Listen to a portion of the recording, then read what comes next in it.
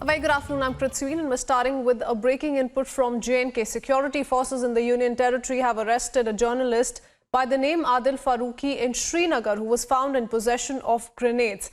He was earlier arrested in 2019 as well under the Public Safety Act, following which Hurriyat and Lobby launched a campaign for his release. This case is a stark reminder of arrest of Siddiqui Kappan. Remember, he's the journalist from Kerala who was arrested in Uttar Pradesh for attempting to create communal unrest post Hathras case. Getting in a reaction as well on the same, listen in.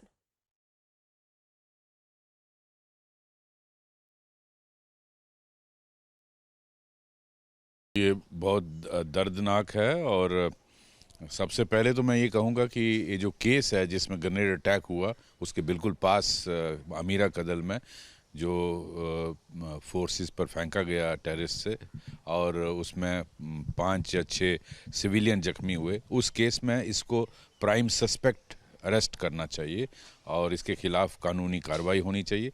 और दूसरा ये जैसे आप बता रहे थे 2019 में ये अरेस्ट हुआ था, तो कैसे इसको कोर्ट्स ने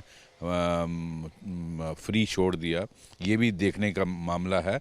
और मुझे याद है जब इसको 2019 में अरेस्ट किया तो उस वक़्त हुर्रियत के लीडर उमर फारूक ट्वीट करते हैं कि जर्नलिज्म पर ये आघात है और जर्नलिस्ट को हरास किया जा रहा है। ये अब उनके सामने है कि फोर्सेस एक्शन बिना सबूत के नहीं लेती हैं। दूसरा, जिस एजेंसी में ये काम करता है, CNS मेरे ख्याल एजेंसी है, उसके खिलाफ कार्रवाई होनी चाहिए। उन्होंने उसके मालिक ने या उसके एडिटर ने इसके खिलाफ क्या कार्रवाई की? अगर वो कुछ नहीं करते हैं तो प्रेस काउंसिल ऑफ इंडिया को उसका संज्ञान लेना चाहिए और उसके खिलाफ कार्रवाई करनी चाहिए। सारी चीज़ें मिसयूज़ हुई हैं। आप देखिए, जो एक जर्नलिस्ट को प्रिविलेजेस होते हैं वो सीधा राजभवन में इंटरव्यू के बहाने जा सकता है। आप इमेजिन करें कितना बड़ा सिक्योरिटी थ्रेट है, या किसी भी हाई सिक्योरिटी प्लेस में वो जा सकता है। तो ऐसे लोगों को बहुत ध्यान से हमें ट्रीट करना चाहिए ताकि इन जो लोग एंटी नेशनल एक्टिविटीज़ में इन्वॉल्व हैं उन पर कड़ी नज़र रहनी चाहिए सुरक्षा बलों की और उनके खिलाफ कार्रवाई होनी चाहिए। सर, आपके टाइम में जब इन पर एक्शन लिया गया था तो तब पॉलिटिकल प्रेशर भी काफ़ी ज़्यादा होगा, क्योंकि हुर्रियत जो है तब हुर्रियत का काफ़ी रेलिवेंस कश्मीर घाटी में माना जाता था। तो सर, मतलब किस तरह से चीज़ें थी कि ऐसे लोगों को गो अवे एक फ्री रन दिया जाए, फिर भी आप लोगों ने टफ स्टैंड लिया? हुर्रियत हमेशा ऐसे लोगों को की फेवर में बोलती थी, उनको प्रोटेक्ट करती थी। इसमें कोई दूसरी राय नहीं है, क्योंकि हुर्रियत का एजेंडा ही कश्मीर की बर्बादी और कश्मीर में हालात ख़राब करना है। वो चाहे बाहर से पोर्ट्रे जो मर्जी करें, जितने पत्थरबाजी, जितने टेररिस्ट लड़के बनते थे उसमें उनका डायरेक्ट हाथ होता था, उनकी उकसाया जाता था हुर्रियत से। बहुत अच्छा है कि उनके खिलाफ अच्छी कार्रवाई हो रही है और उनको कानून के शिकंजे में लाया जा रहा है। Let me quickly bring in Gursimran and Zeenat, my colleagues joining us on this broadcast. Gursimran, if I could come to you first. This is not the first time that Adil Farooq has been arrested for these kind of pro-terror activities. Of course, he did gather a lot of support from a certain section back then. But, this is clear that the police has also been trying to explain how this is now a case wherein we're talking about a terrorist masquerading as a journalist.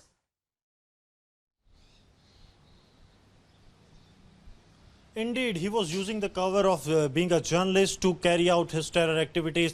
And yesterday when his arrest was made, it was some minutes after when the incident of a grenade hurled took place in the Srinagar, in the main area of the Srinagar city. And post that, he was arrested along with the 2 grenades. Now, going back to what happened in 2019, on 13 February, it was when he was arrested and booked under Public Safety Act. At that time, the police produced a dossier in front of the court, and that dossier of the PSA that read that he was associated with the Lashkar-e-Toiba terror outfit. He was in regular touch with one of the terrorists of the Muhammad Ayub, who was the terrorist at that time of Lashkar-e-Toiba. He was in regular touch with him, and being a local from the Crew area, he knew the unconventional routes from where he helped the terror outfits for smuggling of weapons, as well as to provide them logistic supports in that very area so that they can escape the security checks. So time and again he was working on the behest of these terror outfits, and yesterday he has been arrested. So now coming to what these kind of so-called journalists have done to Kashmir Valley, they try to legitimate the terrorism in Kashmir Valley by terming that these terrorists are not terrorists, but these are the so-called militants, and they try to somewhat justify that the terrorists are fighting for a cause or something. So this was the narrative they were building on the behest of those terror outfits which are getting funding from the Pakistan, which are being operated from the Pakistan. But now with his arrest, I am being told by the top officials in Jammu and Kashmir police that some more arrests are likely very soon, and even yesterday evening some of the raids were carried out in South Kashmir by Jammu and Kashmir police. However, there was no arrest, but yes, sources are telling that there will be more and more arrests in coming days, and the nexus that was working under the garb of being journalist in Kashmir Valley and supporting terrorism, this will come out in open. Yes, Christine. Yes. You know, Zeenat, now we do know that earlier on in 2019, also he was arrested for providing logistical support to several terror outfits, and now he's been found with grenades. So this is a serious case that we're looking at. But all this while, tell us about the pro-Pak elements that have essentially been rallying on support to him, extending support to him. They've in fact been blaming the center and have been saying that they're hell-bent on trying to suppress all of those voices of youngsters, of students and young journalists.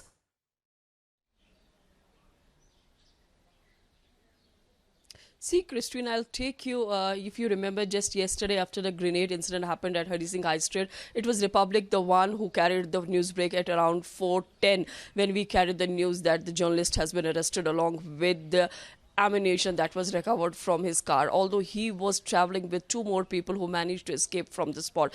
If we talk about the Adil Bashir, let me take you back to 2019. In January, he was arrested from Kriv Papur, and then he was slapped with UAPA and also PSA from. In January, he was shifted to Kot Bilwal jail in Jammu, and then after a year and after 1 year and almost 15 months later, he was released in the month of April.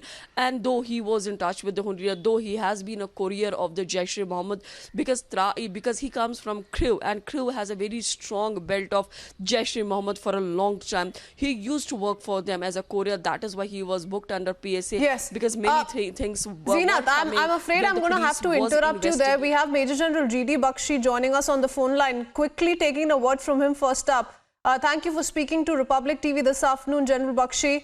Yeah, what do you make of the situation in Jammu and Kashmir, especially when we talk about, these kind of terror elements, these terrorists who are essentially masquerading as journalists? This is an extremely dangerous pattern that is being followed. And when there is a crackdown that is taking place on such elements, you have certain pro-Pak elements voicing their opinion against the same. Absolutely. You see, the thing is that the terrorists... let me put some things in context. When I was operating in Jammu and Kashmir, I operated from 2000 to 2005 non-stop for 5 years. At that time, there were 5,000 armed terrorists in Jammu and Kashmir. Today, they have been brought down to just 150 to 200, right? And they are also on the run, and they are, just trying to survive. But the fact is they have a very strong OGW network, overground workers network. Some of them are masquerading. Some of them are just government servants like the sons of Salahuddin were. And they were collecting money and distributing money, hawala money on behalf of the Hizbul Mujahideen. And now we have this gentleman who has been acting as a courier, as a messenger for the terrorists, getting them these logistical support and supplies and masquerading as a reporter. So it is this overground network that we have to now eradicate and uproot very thoroughly and very comprehensively. This is being done, and I'm sure they will be wiped out without a trace very shortly. Yes, the motive is one to, really instabilize the situation in Jammu and Kashmir. Our forces continue to thwart all those terror bids. Thank you, General Bakshi, for speaking to us. Let me also quickly bring in Lieutenant General Gurmeet Singh, also joining us on the phone line. Lieutenant General Gurmeet Singh, if we go by, these kind of terror elements, now this man was in 2019 also arrested, but then this kind of a terror should not be let off, because earlier on he was caught providing logistic support to terror outfits, and now he's been found in possession of grenades. This is extremely dangerous, sir.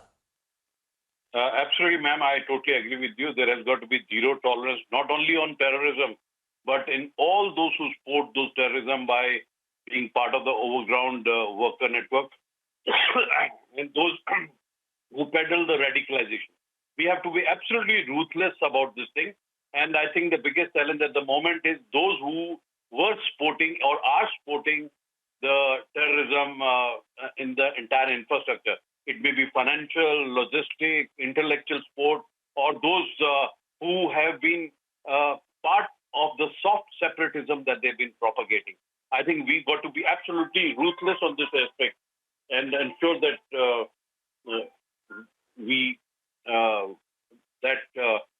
such people, like the very fact that he's been found with a grenade and he's got a background of this. And it is also important for us to keep absolutely focus on the sleeper agents. I think what is most important at this juncture is our intelligence, surveillance, and monitoring of these elements. I think we need to be absolutely ruthless, and this type of act is absolutely not acceptable. And I think the biggest challenge at the moment is OGW network and peddlers of the radicalization which has been on in the very early. Thank you, Lieutenant General Gurmeet Singh. We really want to understand then, you've been closely viewing the situation in J&K, and of course the last 2 years essentially have seen a lot of difference, and we've seen how terror activities in that sense have also come down. But like you rightly pointed out, this is these kind of OGW workers who also remain a constant threat. So we're going to keep our focus on what really is the current situation and the situation emerging across Jammu and Kashmir. Thank you for speaking to us, General Gurmeet Singh. Let me also go back to our reporters joining us on this broadcast who've been getting us more details on the story that we're tracking very, very closely this afternoon.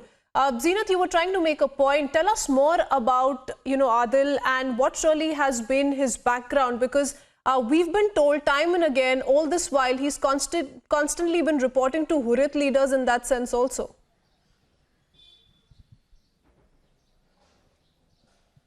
See, if I'll tell you about the profile of the Adil Farooq, who's from Kriv area of Pampur, that is the part of the South Kashmir's Pulwama district. In fact, he's been the student of Kriv Pampur Institute. In fact, he completed his 10th standard examination from DPS Pampur, completed his graduation also from the Pampur itself. But for his MA in mass communication, he was the student of this central university. But since he was the student of this central university, some kind of radical element was present there, because of which he just got involved in the network of the terror outfits that were working in the South Kashmir. And particularly if you see the chronological events and the chronology of the terror outfits working that period in South Kashmir, it was more of the Jaish and Hizbul Mujahideen, as LET came late in South Kashmir.